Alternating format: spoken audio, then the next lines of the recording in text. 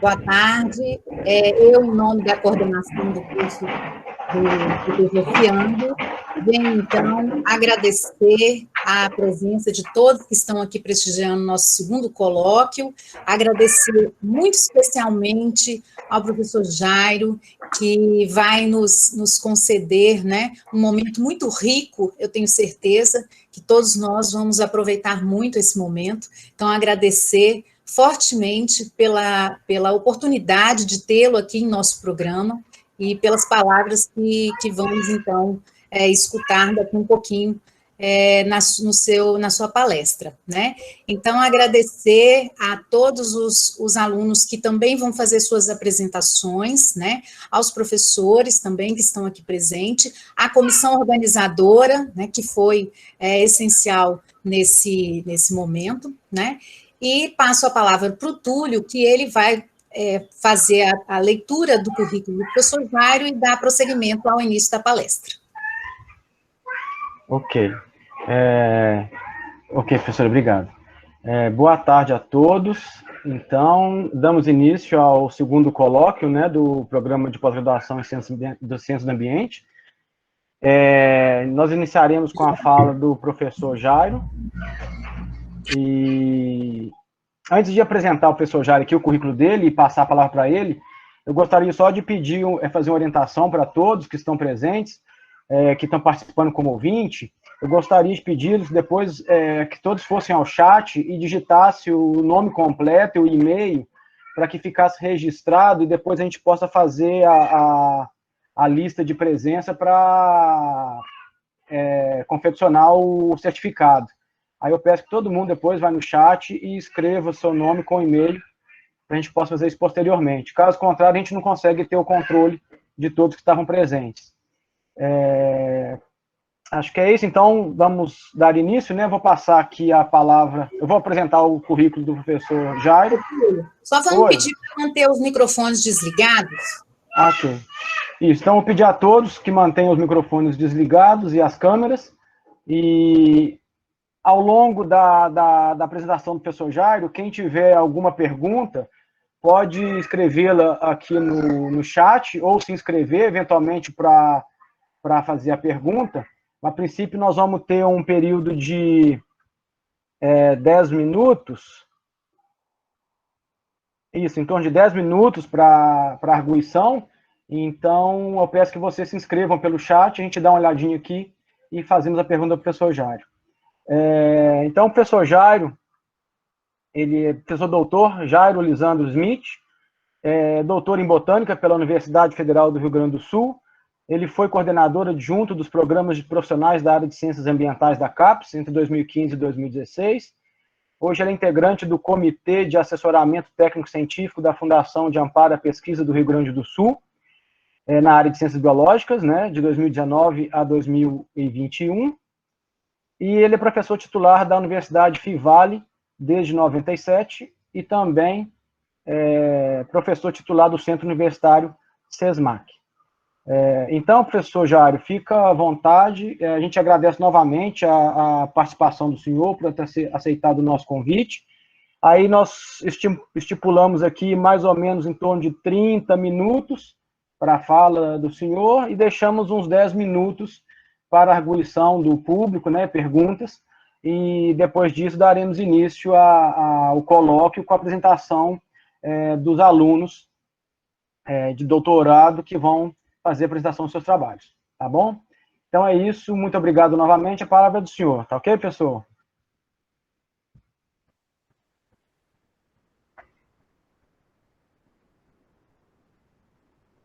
Oi.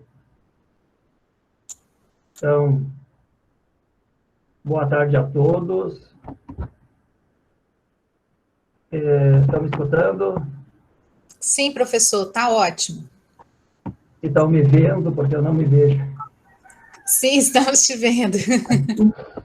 Bem, eu quero agradecer ao convite, né, do programa de vocês e dizer que é uma satisfação bastante grande eu poder estar aí conversando um pouco essa tarde sobre a interdisciplinariedade nas nas ciências ambientais, né? E o Túlio, então, me deu aí uma boa assistência, né, para que eu pudesse estar bem informado acerca de como que a gente iria fazer o nosso encontro hoje à tarde. Eu vou agora compartilhar aqui a minha tela. Então, vamos começar, né, falando, então, sobre a interdisciplinariedade nas ciências ambientais. Inicialmente, eu quero apresentar para vocês um panorama da ciência no Brasil, né, para que vocês possam ver que a ciência brasileira ainda é bastante jovenzinha. No início da década de 50, é que foi fundado o Conselho Nacional de Pesquisa, o CNPq, e a Coordenação de Aperfeiçoamento de Pessoal de Nível Superior, a CAPES, né, que é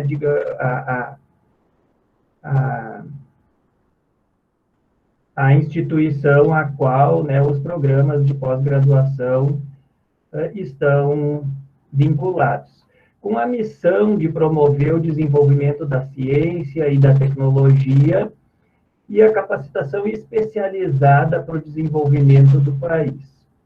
A função primeira da CAPES é formar recursos humanos, né? Enquanto que o CNPq, então, tem, digamos assim, a função primeira, né, da pesquisa propriamente dita. E a CAPES, né, tem um processo formativo na qual o aluno vivencia a pesquisa também, obviamente, mas com um produto final que é, digamos assim, um profissional gabaritado, qualificado, após, então, passar pela pós-graduação.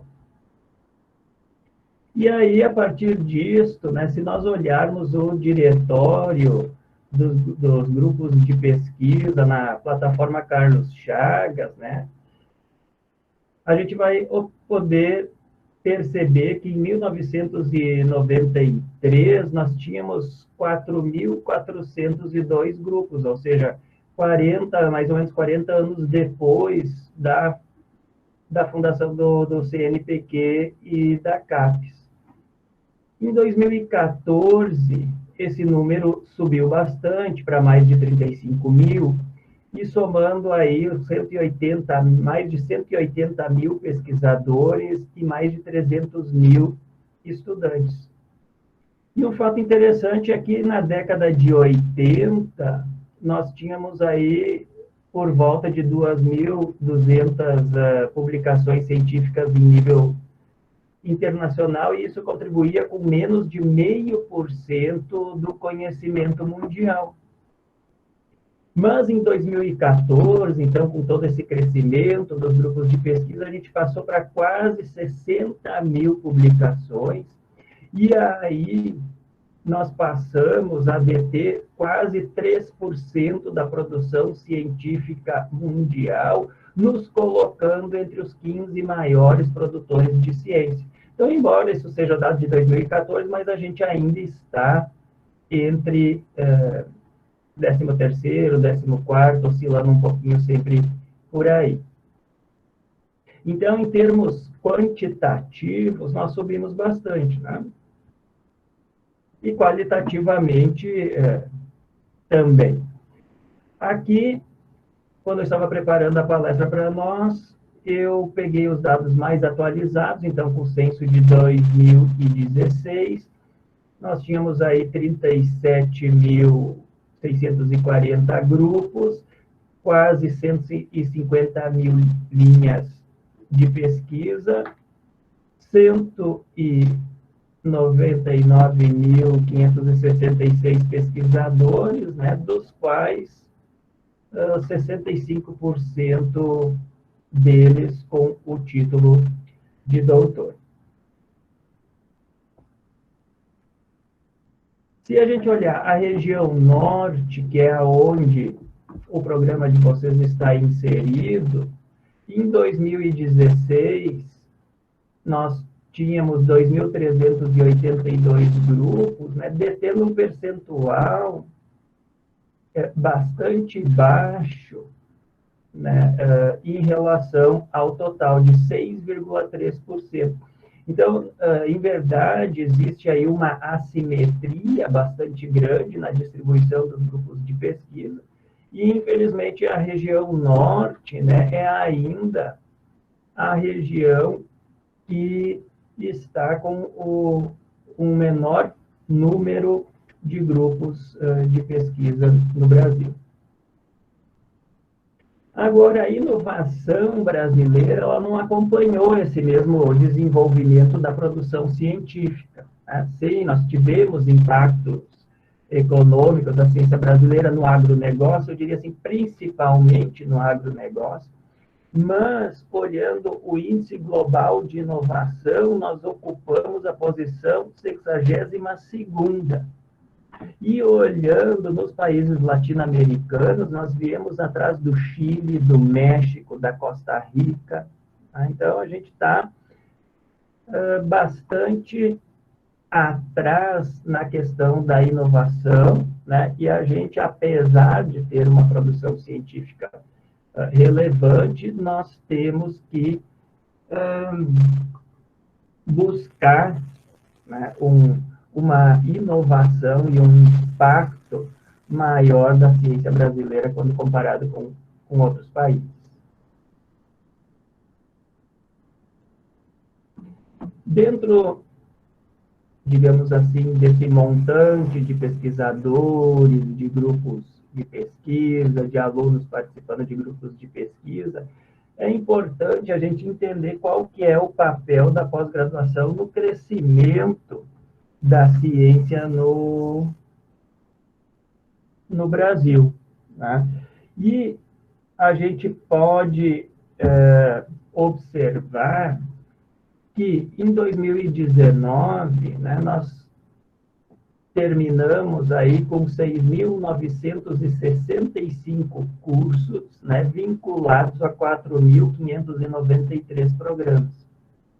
E, ao total, nós tínhamos aí 2.427, né, programas de doutorado acadêmico, né, que é justamente a natureza do curso aí da Federal de Tocantins.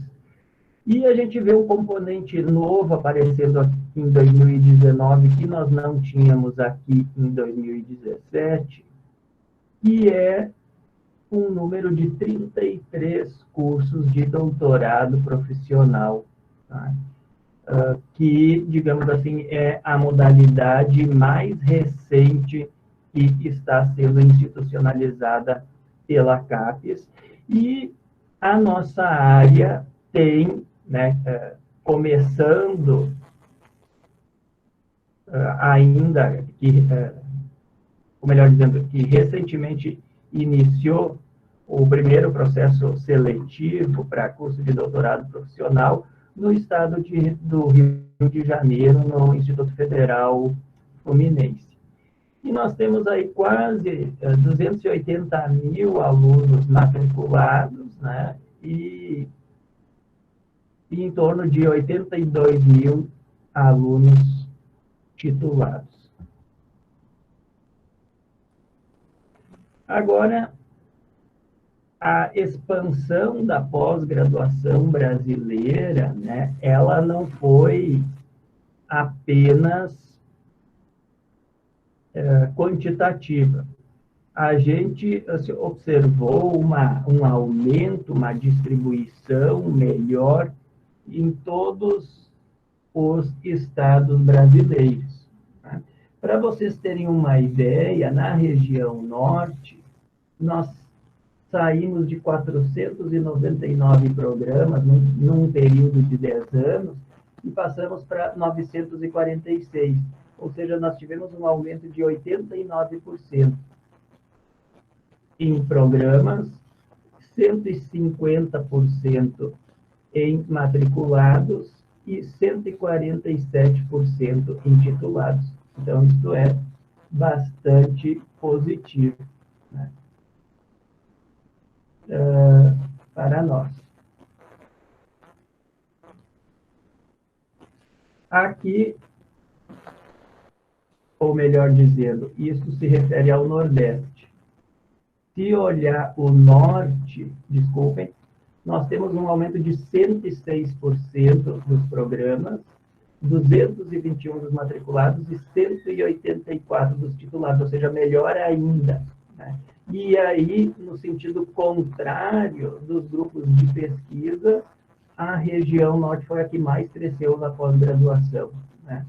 Tanto em programas, quanto em alunos matriculados e tanto quanto em alunos titulados. Então, isso é um resultado bastante positivo, bastante interessante.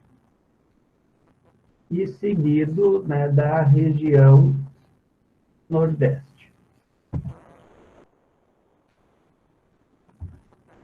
O país está formando cerca de 10 mil doutores por ano, e isso significa aí um aumento de 600% em relação ao início dos anos 90. Né? Mas em países chamados desenvolvidos, esse número está em torno de 30 mil e 45 mil. Só que mesmo assim, quando a gente olha aqui na Europa, por 100 mil habitantes, nós temos 1.670 pesquisadores. Quando a gente olha a China, que está sendo bastante emergente, né, nós temos 665 pesquisadores por 100 mil habitantes. E quando nós olhamos o Brasil, 65. Ou seja, é um número ainda bastante baixo quando a gente compara com os demais continentes. Dentre os objetivos da pós-graduação, como eu dizia para vocês, é formar recursos humanos, tá, capazes de enfrentar novos desafios com independência intelectual, ou seja, com autonomia, né? É contribuir para o progresso científico, tecnológico, econômico e social. E essa questão econômica e social é um desafio bastante grande, né? Essa fatia de contribuição aqui, né, que também está sendo olhada com mais atenção pela própria CAPES nos programas de pós-graduação. E um quarto objetivo que eu coloquei aqui é romper com as barreiras disciplinares, né, promovendo um diálogo entre pares em nível nacional e internacional. E nesta direção é que vem vindo a área de ciências ambientais, como vocês vão poder acompanhar durante a minha fala. Ciências ambientais, né, ela foi fundada em 2011, então ela também é jovem, ela ainda não completou 10 anos, e ela surgiu, né, a partir do número de programas que se identificava com a área de ciências ambientais e que anteriormente pertencia à área multidisciplinar vinculada ao Colégio de Ciências Exatas, Tecnológicas e Multidisciplinares. A nossa área, né, tem uma gestão que vai agora até 2023, que é coordenada pela professora Jarcilene, né, da Universidade Federal de Pernambuco. Eu, então, que sou coordenadora adjunta dos programas acadêmicos, e a professora Liliana Pena Naval, professora do programa de vocês, né, e da UFT, que é coordenadora adjunta dos programas profissionais. Nesta série histórica, a gente vê que num curto espaço de tempo, nós saímos aqui de 56 programas e já terminamos em 137. O que isso denota para nós? Denota que existe uma forte demanda pelas questões ambientais, né? E nesta linha, então, de investigação, nós temos aí um número de programas que surgiu bastante elevado. Dentre os nomes, talvez vocês vejam o nome de vocês aqui, dos nossos programas, né? Aquele mais recorrente é Ciências Ambientais, o nome dos programas, coincidindo com o nome da área. Mas tem Desenvolvimento e Meio Ambiente, Ciência e Tecnologia Ambiental, né? E Programa em Recursos Naturais, em Ambiente e Sociedade, e tantos outros, como vocês estão vendo por aqui, mostrando, né, essa diversidade de propostas que nós temos na nossa área. E a interdisciplinariedade, na verdade, ela é intrínseca às ciências ambientais, que não pode se resumir simplesmente a uma soma de diferentes ciências, mas sim uma área que adota um método de construção do conhecimento partindo de uma problemática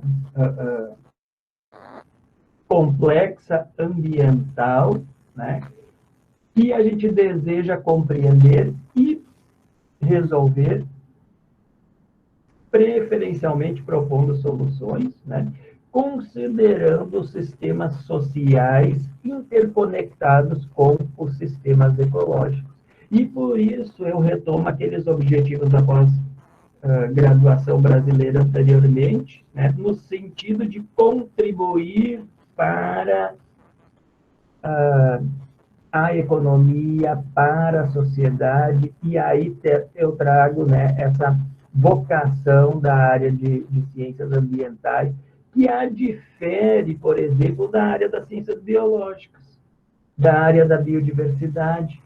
Se a gente perde essa interconexão com os sistemas sociais, a gente perde a identidade, eu diria assim, com a área de ciências ambientais a qual os programas estão vinculados.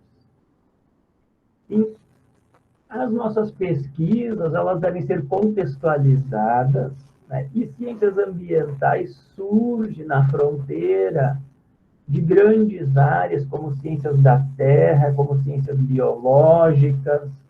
Tanto é que nós temos muitos docentes e estudantes da área de ciências biológicas, de agrárias, né? Mas incluindo as engenharias, áreas da saúde, sociais aplicadas e humanas, né? E o conhecimento destas várias áreas são fundamentais para dar respostas às complexas questões ambientais, aos complexos problemas ambientais que nós, talvez disciplinarmente, teríamos mais dificuldade de resolver, ou já são problemas de tamanha magnitude que disciplinarmente não tem mais como resolver. Tá? Então, a gente percebe que essa convergência de conhecimentos de distintas áreas vai permitir o quê? Uma reflexão por diferentes ângulos que vão revelar diferentes nuances de um mesmo problema para nós. Então, está valendo para nós aí a objetividade da engenharia quanto à reflexão das ciências sociais. E é da riqueza desse conhecimento interdisciplinar, né, que a gente tem uma forma de inovação, né, quando diferentes perspectivas vão se somando e revelando essas nuances de um mesmo fenômeno, como eu dizia para você. Então, a interdisciplinariedade é o caminho da inovação na nossa área. Por quê? Porque pela interdisciplinariedade eu vou conseguir revelar mais nuances do que disciplinarmente a gente conseguiria, e aí a gente pode estar inovando. Isto quer dizer o quê? Que tanto é importante para a área das ciências ambientais, por exemplo, os impactos da poluição de uma indústria sobre o ar, sobre a água, quanto as mazelas sociais que vivem os empregados daquela empresa, quanto a segurança de trabalho que aqueles empregados estão expostos, né? De modo que nós teremos aí equipes formadas por profissionais de diferentes especialidades, né, que vão estar definindo conjuntamente uma temática ambiental a ser estudada, vão juntos construir hipóteses comuns e, então, vão detalhar a contribuição específica de cada área, de modo a possibilitar a compreensão global do objeto a ser estudado. Agora, interdisciplinariedade é um termo polissêmico, né, que embute aí a palavra disciplina, que procede de um conceito latino de aprender, né, e este é o significado, então, do verbo dicere, né, que se refere ao discente, que é aquele que aprende, e da mesma raiz surge a palavra discípulo, o seguidor que aprende com quem ensina. E até historicamente, lá no início da pesquisa do Brasil, né, os pesquisadores eram considerados discípulos que seguiam, digamos assim, aquele caminho que levaria para instalar, para consolidar a pesquisa no Brasil. E a disciplina, então, um objeto do conhecimento assimilado, ou seja, aquilo que se aprende e passa a fazer parte da vida, né? Então, fazer parte da vida, né, bota um significado bastante importante daquilo que se aprende dentro da disciplina por meio da interdisciplinariedade. Isso quer dizer que disciplina não é, então, um mero conhecimento ou informação recebida, né? É assimilado, informa a vida do seguidor, informa a vida do discípulo.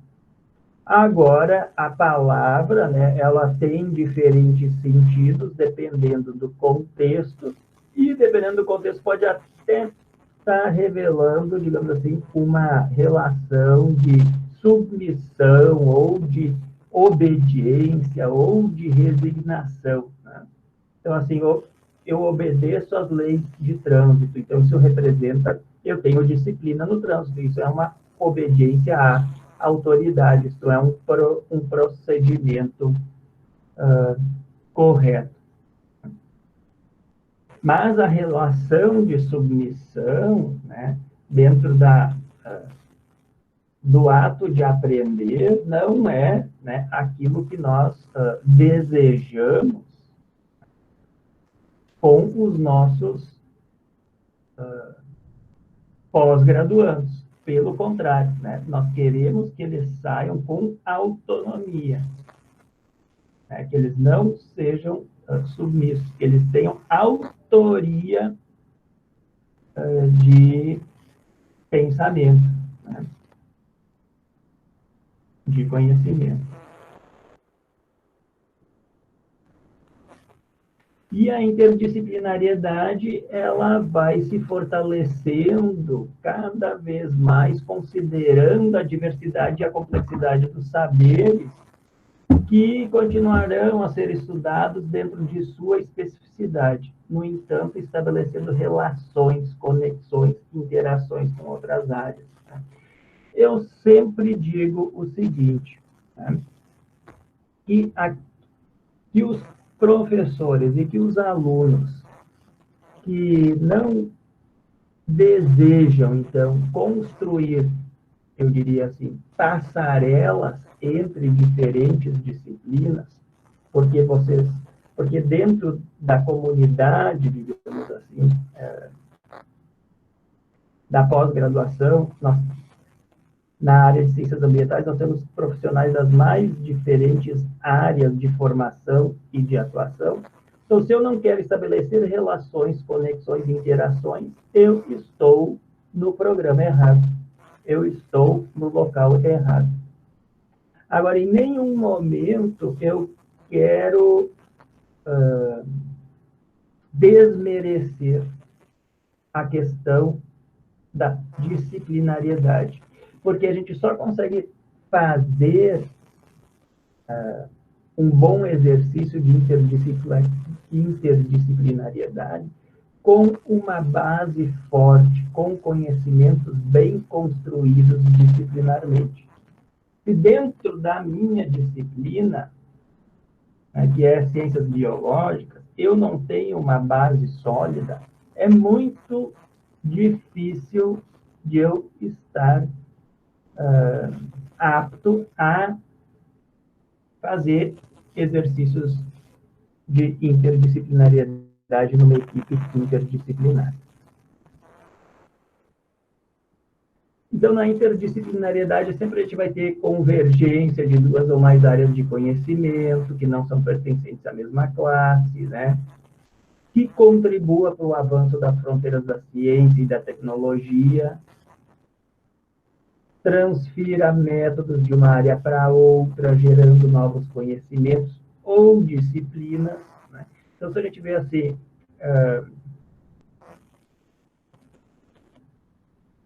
biotecnologia. Biotecnologia também é uma área que nasceu de diferentes fronteiras do conhecimento, como a biologia e a tecnologia. Então, a interdisciplinariedade permite, né, surgir isso. E, no final, formar um profissional com um perfil distinto dos existentes, com uma formação básica, sólida e integradora. O que a gente está querendo agora, né, digamos assim, é romper com esta fragmentação do conhecimento que a gente compartimentou muito durante muito tempo.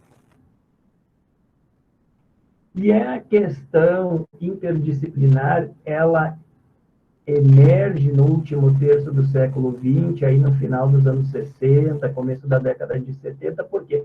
Porque aí nós tivemos problemas contemporâneos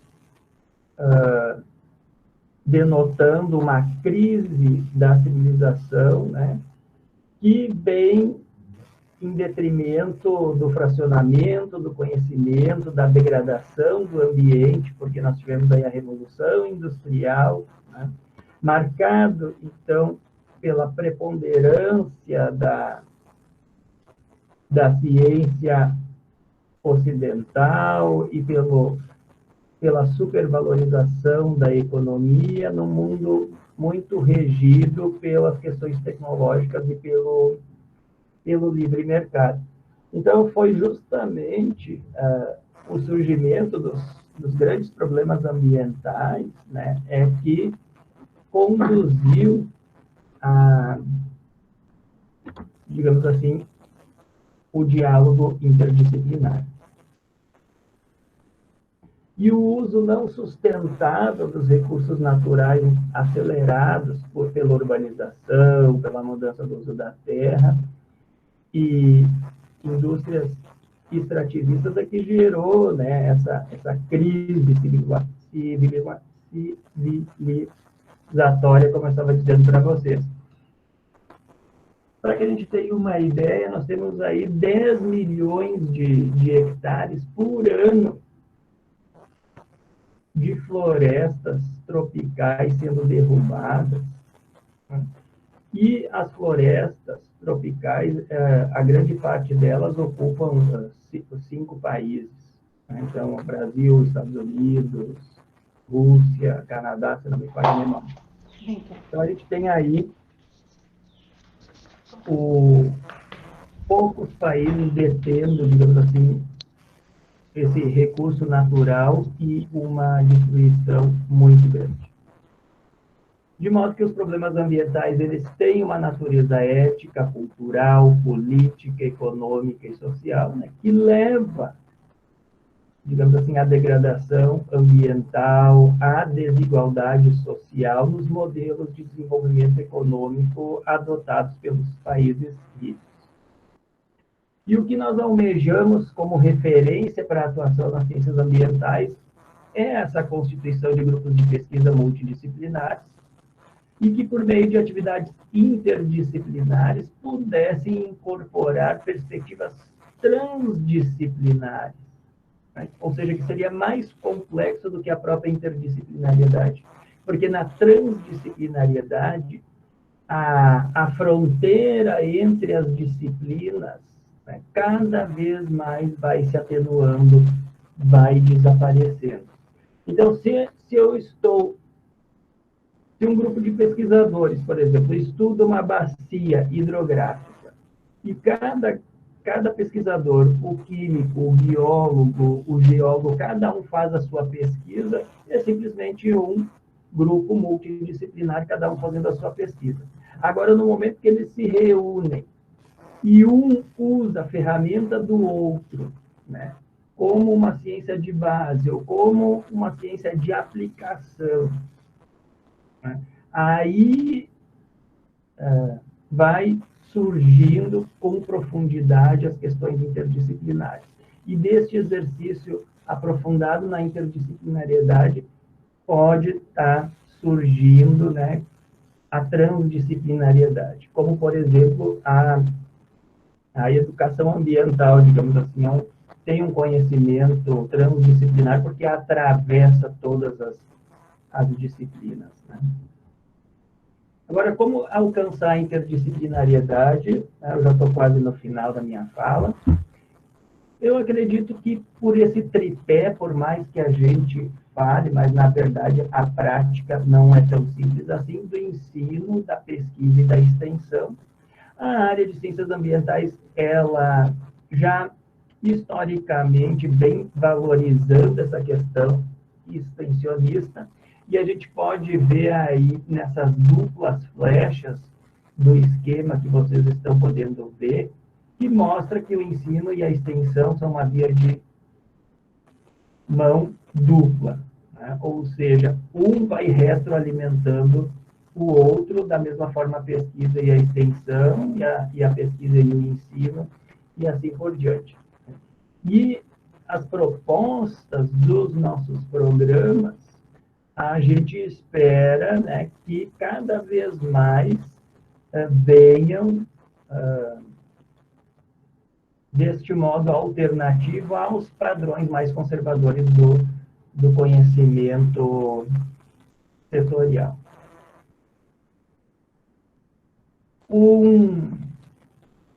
Uma questão que pode levar um bom exercício interdisciplinar, para mim, são agora os objetivos do desenvolvimento sustentável, né?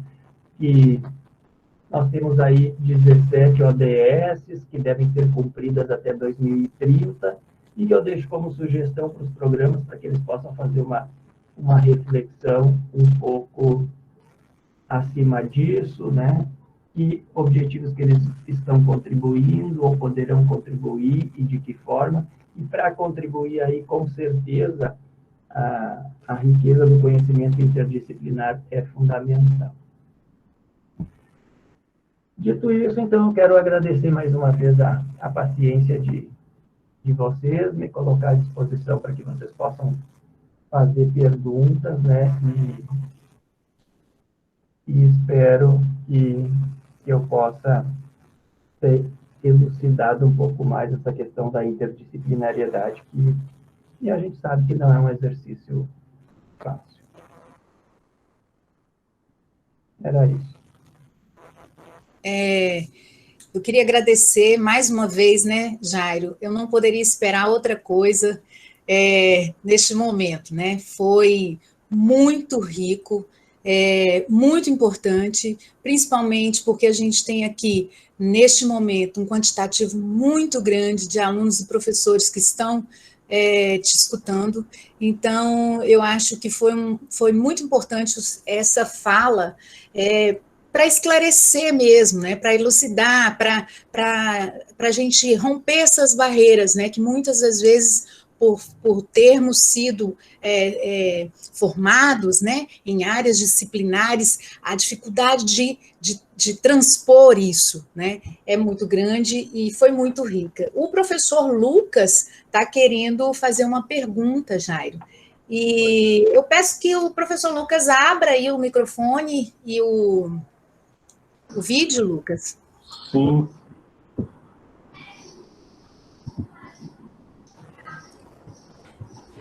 Tudo bem, gente? Boa tarde.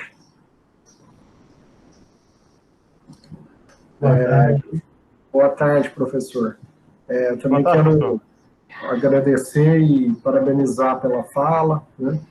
E, na verdade, eu não tenho necessariamente uma pergunta, assim, mas é um pedido para que, se for possível, os senhores possam explorar um pouco mais essa questão dessa dubiedade, né, da nossa formação, praticamente de todos nós. A gente vem de formações disciplinares, tanto na graduação quanto na pós-graduação, né?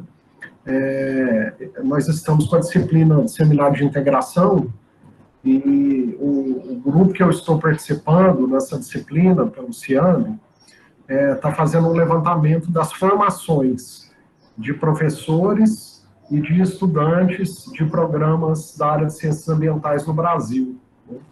E o que a gente tem visto é essa predominância mesmo de informações disciplinares, tanto até mais entre os professores do que entre os alunos, né? Os alunos já estão tendo, em muitos casos, né, essa oportunidade de passar por um curso com uma formatação interdisciplinar, com uma intenção explícita interdisciplinar, né, já é esse esforço. Enquanto isso, a maioria dos professores não, né, eles vêm muitas vezes de graduação, mestrado e doutorado, tudo na mesma área. Então, gostaria de ouvi-lo a esse respeito, de falar um pouco desse desafio para essa transposição, né? Porque a gente tem aí, talvez, generalizando, duas gerações, né?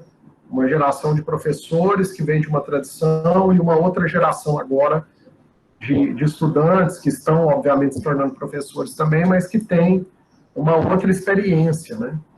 No sentido formativo. É isso. Tá, obrigado, um abraço. Bom, obrigado pela pergunta, né? Nós que tivemos essa formação disciplinar, porque nós viemos, né, de uma universidade constituída aí com seus departamentos, o departamento de zoologia, o departamento de botânica, né? E retratando essa fragmentação do conhecimento, né? E ainda, a gente, enquanto aluno na universidade, percebendo muitas vezes uma disputa ainda entre os departamentos, né, por espaço e outras coisas mais.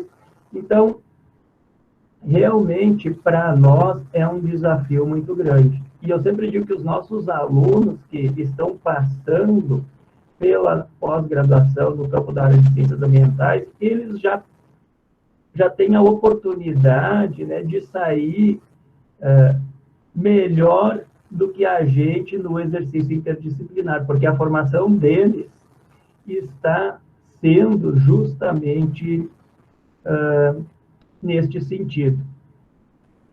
Também a gente percebe uma barreira ainda, às vezes, bastante grande, né, por parte de alguns docentes, né, de vivenciarem, né, essa questão interdisciplinar, porque ela requer, digamos assim, um diálogo com diferentes áreas, e às vezes, essas diferentes áreas, elas adotam metodologias distintas, e isso gera um certo conflito entre os professores mais das ciências duras, com os professores mais das ciências humanas, e às vezes esse conflito, às vezes já começa lá com o projeto de investigação do aluno. Por quê? Porque realmente nós precisamos, né, aprender junto com os nossos pares a fazer o exercício da interdisciplinariedade, né? E eu queria reforçar o seguinte, né, que a questão disciplinar, né, ela é muito importante para que a gente possa fazer um bom exercício interdisciplinar, como eu disse, né?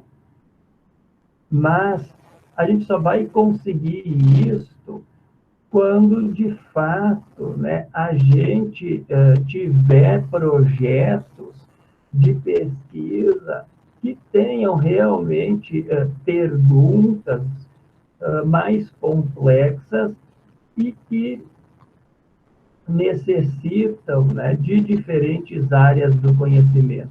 Então, vale muito mais tu ter no teu programa menos projetos de pesquisa, né, muitas vezes muito relacionado assim com a área de atuação específica do professor. Não é que isso não seja importante para ele, é importante para o professor enquanto pesquisador. Mas na pós-graduação, cujo objetivo principal é a formação de recursos humanos, e neste caso em ciências ambientais, e com o exercício de interdisciplinariedade, tem que ter esses projetos conjuntos, né? E esses projetos conjuntos, eles vão precisar ser concebidos na coletividade, né? E o caminho metodológico a ser, digamos assim, traçado, a ser vivenciado para resolver a pergunta que a gente tem, também precisa ser resolvido no coletivo.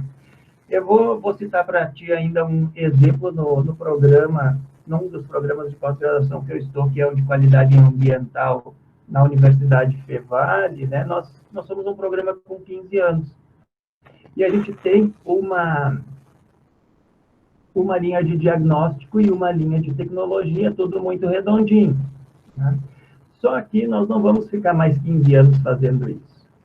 E aí, o que a gente está pensando? A gente pensou numa terceira linha que pudesse agora estar, digamos assim, abarcando esse conhecimento que foi construído ao longo destes 15 anos e fazer análises mais complexas numa escala mais ampla de bacia hidrográfica. Porque o nosso programa, o objeto de estudo, digamos assim, é a bacia do Rio dos Sinos. A gente teve muitos alunos já formados, a gente criou um banco de dados secundários bastante interessante, e agora, numa terceira linha que a gente gostaria que a gente quer trabalhar mais a questão de modelagem, né? Nós queremos fazer um arranjo combinado de fatores bióticos, abióticos e antrópicos, né? Com previsão de cenários em nível de bacia. E aí, obrigatoriamente, né, eu vou ter que ter professores de diferentes áreas, né, conversando, porque são aqueles professores, né, que ajudaram a construir aquele banco de dados. E pensando para atender essa linha, um projeto mais coletivo, né, junto com o grupo de docentes que se identificou com essa proposta. Então, o fato de eu estar lá na linha de diagnóstico permite que eu possa estar também nessa terceira linha, que eu acredito que para nós vai ser a linha mais integradora de todas. E isso vem com a maturidade dos cursos de pós-graduação, na minha opinião, né?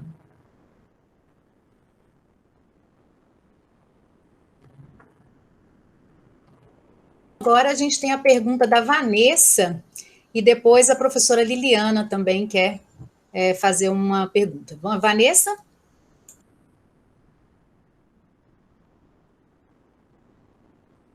A gente não está te ouvindo, Vanessa. Organizar aí primeiro? Tá. Aí eu passo então para a Liliana enquanto você se organiza. Pode ser? Pode, por mim sim. Beleza. Liliana? Boa tarde, Jairo, obrigada, viu? Uma pena que não seja presencial, né? Eu estava na universidade pensando, onde que está o Jairo? Eu queria fazer uma colocação um pouco no viés, assim, dos ODS, né? Dos Objetivos do Desenvolvimento Sustentável, né? Nós temos aí 17 metas, né, para cumprir até 2030, né? Que está muito próximo, né? E aí, assim, não que me preocupe, né, mas eu penso, assim, que a pós-graduação brasileira poderia, né, ser uma corresponsável pelo alcance desses objetivos, né, no apoio ao alcance desses objetivos, né, assim como você falou aí, né, de trabalhar com a bacia, que é algo interessantíssimo, que foi, assim, a concepção do nosso programa foi nesse viés, né, de trabalhar com as bacias. Como, assim, você veria isso, Jairo, né? Da gente fazer um esforço, porque, assim, nós já trabalhamos os ODS, né? O que nós não fazemos é destaque sobre isso, né?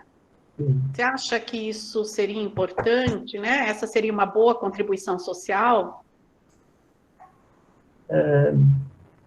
Liliana, eu olhando assim o programa de vocês, que eu conheço um pouco mais de perto, porque eu também tive a oportunidade de ir aí, e repaginando, digamos assim, os objetivos do desenvolvimento sustentável, eu tenho certeza de que é um caminho, né, que pode permitir aí um exercício interdisciplinar bastante grande. E a sustentabilidade, né, ela está muito relacionada com as questões sociais, políticas, econômicas, então muito aderente à área das ciências ambientais, né, e a gente fazer uma reflexão de sustentabilidade também saindo um pouco daquele discurso de que é simplesmente deixar para as gerações futuras, né, os recursos naturais, mas a gente fazer uma reflexão assim, de quem detém o poder sobre os recursos naturais, aonde que isso está centralizado, né? Porque não tem como a gente falar em sustentabilidade sem fazer uma reflexão acerca disso, né? Então, é uma ideia, né? Por isso que eu também deixei no final a questão das ODS, e também é o papel social, né, o retorno que a pós-graduação brasileira pode dar para a população, né? Porque é isso que a população quer ver da gente também, né? O que nós fizemos na academia e como que isso pode estar, digamos assim, presente no dia a dia da comunidade, né? Bom, então eu vou passar para a Vanessa e depois... desculpa, Liliana, desculpa. Só para agradecer, imagina. Eu vou passar para a Vanessa e depois para a Elineide, e eu vou ter, infelizmente, Jário, a gente queria ficar aqui a tarde inteira com você, porque está delicioso, mas a gente tem ainda a programação, né, e gostaria muito até que você ouvisse os trabalhos que os nossos alunos estão fazendo, e aí eu quero deixar para todos aqui, caso vocês tenham dúvidas, questionamentos, né, Jário? Pode mandar para a gente por e-mail, que a gente tenta aí encaminhar para você, né? Para a gente... Tá bom? Então, eu vou falar para a Vanessa e depois para a Elineide. Tá, boa tarde. Desculpa o transtorno no áudio do computador. Primeiro, parabenizar pela palestra, doutor. Foi muito importante, como estudante, como aluno de doutorado, entender um pouco mais essa questão da interdisciplinaridade. É sempre bom entender. Mas você é objetiva no questionamento. O meu questionamento é com relação ao novo profissional que sai para o mercado, tipo, como nós, como estudantes de doutorado, que estamos saindo com formação interdisciplinar, como é que o senhor vê a receptividade das universidades para com esse profissional? Visto que, normalmente, os colegiados são compostos por profissionais de formação disciplinar, e os editais que a gente vê, eles normalmente são muito específicos quanto ao profissional que ele quer. O que me preocupa bastante, e o que eu tenho percebido é que o profissional interdisciplinar, ele normalmente tem que pedir, entrar com recurso ao edital e solicitar que seja incluída essa formação interdisciplinar. Como é que o senhor observa isso? Eu sei que a atual conjuntura também não é muito boa para concursos, mas a gente já sabe dessa questão um pouco complicada em receber o profissional interdisciplinar. Como que o senhor avalia isso? Bem, Vanessa, obrigado pela pergunta, né? Então, veja o seguinte, isso está muito relacionado também com a idade da nossa área que eu falei para vocês, né? É uma área que não tem 10 anos. Quando eu comecei a atuar na área de ciências ambientais, antes mesmo da coordenação, né, e me aproximei um pouco mais da CAPES, inclusive as instituições que tinham, né, programas na área de ciências ambientais estavam, né, dificultando, digamos assim, ou não estavam contemplando a própria área nos editais de seleção, né, de concurso que estavam sendo abertos. E eu acho que esse foi o primeiro caminho, né? Então, a UFT, se ela abre concurso, ela não pode negar o seu egresso, né? Então, tem que ter essa oportunidade. Quando essa oportunidade não aparece, né, infelizmente, busca-se por decreto, né? Ou seja, busca-se um meio legal para que isso possa acontecer. Agora, tem diminuído, né, digamos assim, essa problemática, considerando a área, considerando os e-mails que a gente recebe, né?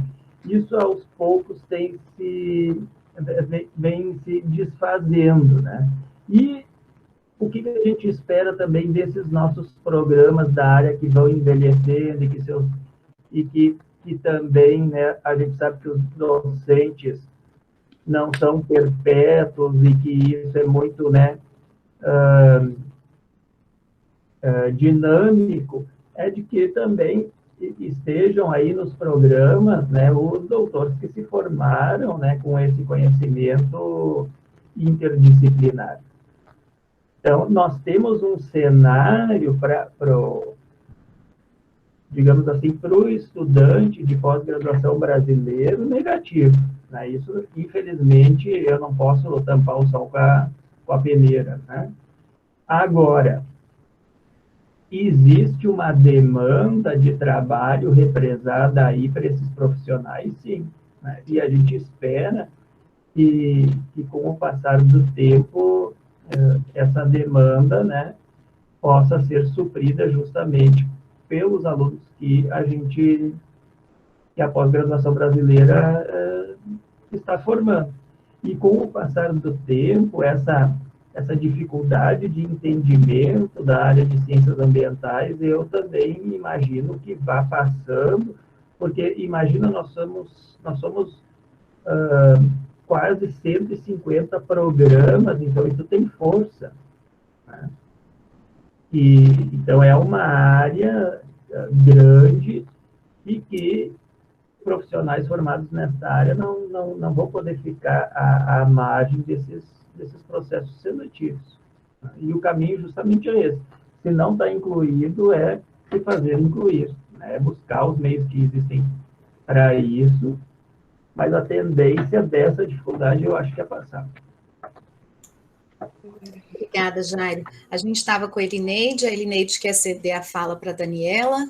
Então, vamos lá, gente, para a gente encerrar. Daniela. Boa tarde a todos e a todas. Me ouvem bem? Sim. Na verdade, não é bem uma pergunta, é uma consideração, né? Mas também com uma pergunta, os dois juntos. é sobre, dentro do seminário de integração, nosso grupo também está fazendo uma pesquisa e a gente estamos estudando o conceito de ambiente. Para isso, nós recorremos aos programas. E, inclusive, um programa que deixou a definição mais clara do que o programa está compreendendo do que é ambiente, né, nas ciências ambientais enquanto objeto, foi o da Fivale, que aí quando a sua presença, então, me felicita nesse sentido, assim, né, quando ele traz lá que perspectiva que está olhando para o ambiente. E aí, então, se a gente tem ciências ambientais, o próprio nome, né, e a gente tem um ambiente aí, e não há também uma conceituação clara e unívoca em relação ao conceito de ambiente, eu gostaria que o senhor contribuísse nessa discussão, trazendo assim, o que o senhor compreende como ambiente para as ciências ambientais, ou como deveríamos olhar, qual seria o ideal para a gente contemplar o ambiente nas nossas pesquisas na área das ciências sociais. Porque a gente ainda percebe muito recursos naturais quando a gente avalia alguns programas, né? Então, acho assim, que isso é algo que também precisa ser discutido, né? E que tem a ver também com a interdisciplinaridade, né? Bem, quando esse diálogo que a gente está tendo aqui, né, e eu sempre digo no nosso programa, nós temos que conversar sobre interdisciplinariedade, ter uma escuta para o outro, né, porque senão nós não avançamos. Então, essa questão do ambiente, quando a gente olha lá, assim, eu tenho filhos no ensino, eu tenho um filho ainda no ensino fundamental, se olhar os primeiros livros dele e procurar o conceito de ambiente, sempre é um conceito vinculado à questão ecológica, né? É o meio físico interagindo com o biológico, ou seja, isso vem historicamente dentro da vida escolar do aluno sendo incutido, né? E raramente, depois com os estudantes de licenciatura, quando a gente pede para procurar nos livros didáticos de ciências ou de biologia o conceito de ambiente, vão trazer a questão do componente antrópico, né?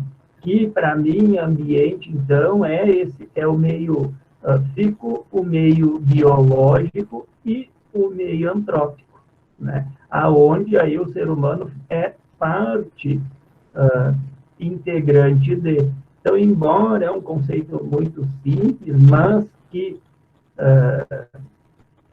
difícil, muitas vezes, de ser entendido e vivenciado na prática quando a gente coloca, né, o homem no centro, com uma visão antropocêntrica e de que os recursos naturais estão todos a nosso serviço, né?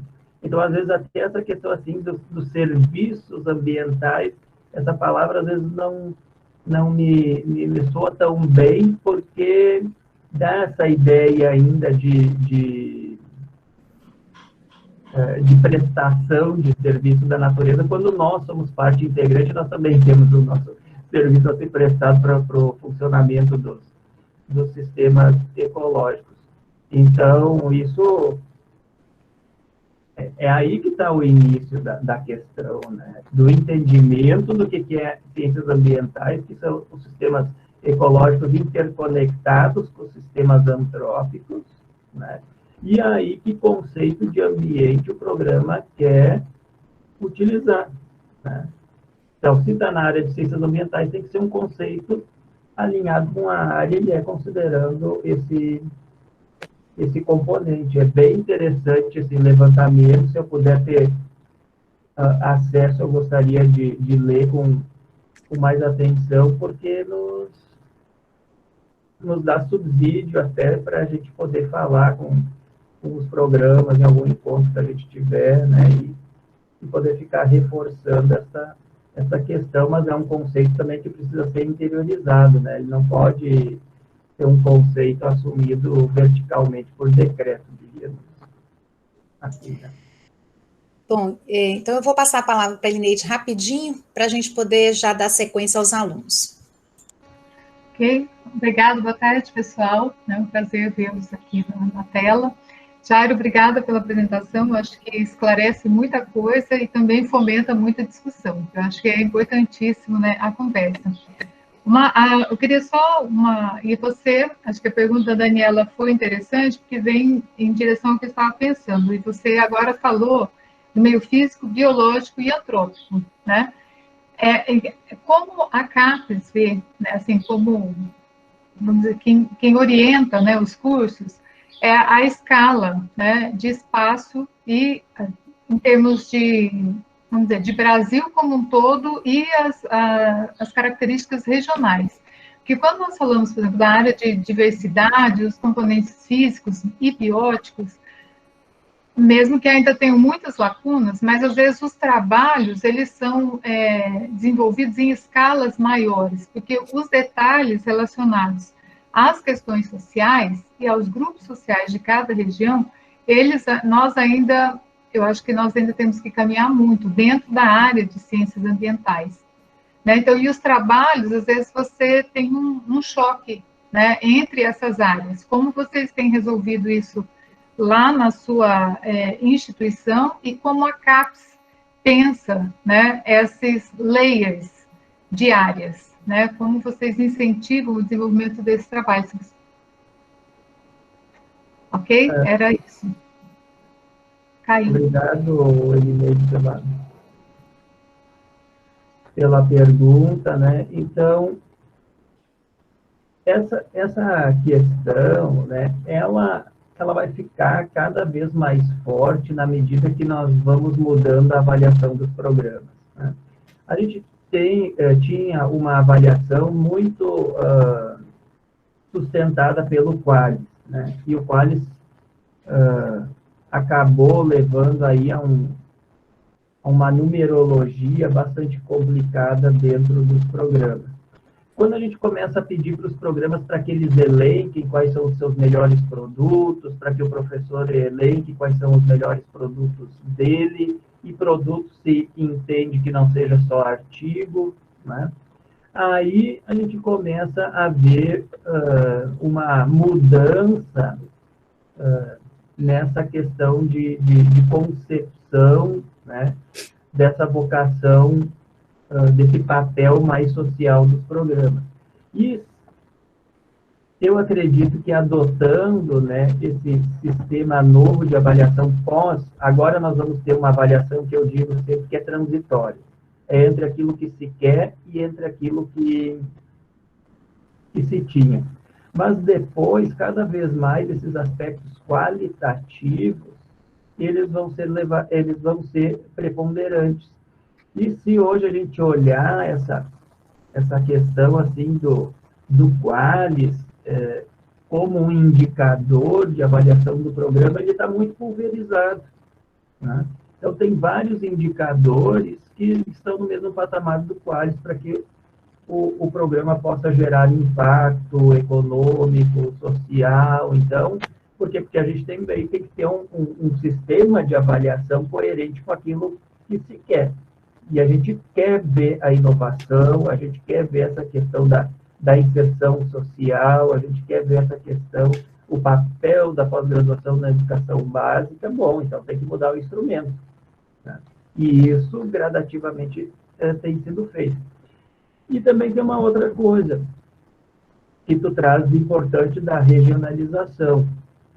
Não quer dizer, por exemplo, que um programa que está interiorizado, né, se pegar o programa de vocês, ele é muito mais interiorizado do que qualquer um que está no Sudeste, né? Ou na região litorânea do Sudeste. Agora, os dois programas, eles podem ter a mesma importância, o mesmo valor, só que são para fins diferentes, talvez. E aí não quer dizer que todo o programa necessariamente tenha que ter um grau de internacionalização, que os programas, melhor dizendo, tenham que ter um grau de internacionalização ou de nacionalização na mesma amplitude. O que eu quero dizer com isso? E no momento que a avaliação agora permite, por exemplo, a gente decidir lá num determinado quesito o que a gente quer que prepondere, se essa questão mais regional, mais local, ou mais a questão de internacionalização, né, quando a gente pode dar pesos diferentes para isso, Então, na nossa área, eu não me lembro exatamente de quanto a quanto, mas o programa vai poder dizer, olha, eu quero que a internacionalização tenha um peso maior do que essa questão mais local, mais regional. Ou o contrário. Por quê? Porque vai depender da vocação de cada um dos programas. Não dá para se esperar que todos os programas vão se internacionalizar. E a gente pode ter um programa nota 4, nota 5, no interior, muito importante, que digamos assim, tem um impacto muito grande na sociedade, mas ele não vai se tornar um programa nota 7, e talvez nem seja o objetivo dele.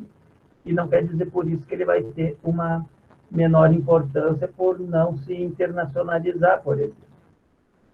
E ele também não vai se prejudicar por isso, porque são objetivos diferentes, são vocações diferentes. E isso precisa ser conversado no âmbito de cada um dos programas também, né? Mas eu acho que já é uma maneira de mostrar que a gente está tentando lidar com essas questões de uma maneira diferente. Bom, Jairo, queria agradecer mais uma vez enormemente, né, pelos esclarecimentos que você deu aqui. Está sendo muito importante, principalmente para os alunos deste ano que estão fazendo o nosso seminário de integração. A temática deste ano é sobre a área de ciências ambientais, então está sendo um momento muito rico, justamente para amadurecer algumas ideias que estão brotando aí em cada grupo, que vai fechar o seu trabalho ao final deste semestre, né? Então, a gente espera que ao final desse semestre nós colhamos aí bastantes frutos em relação ao nosso seminário de integração deste ano, que a gente teve o prazer de ter você, né, aqui, uma vez naquele seminário, não me lembro o ano, mas deste ano a gente está trabalhando a temática da nossa própria área, né, reflexões da nossa própria área. E desde já deixo o convite aqui, né, para assistir, né, conosco a apresentação no final do semestre. Bom, mas agradecer muito, Jairo, a sua participação e queria que você ficasse conosco para a apresentação dos produtos dos nossos alunos de doutorado, que vão finalizar no início do ano que vem, tá ok? Tá bom, obrigado. Eu que agradeço, Jairo. Então, a gente vai dar início com a Vanessa.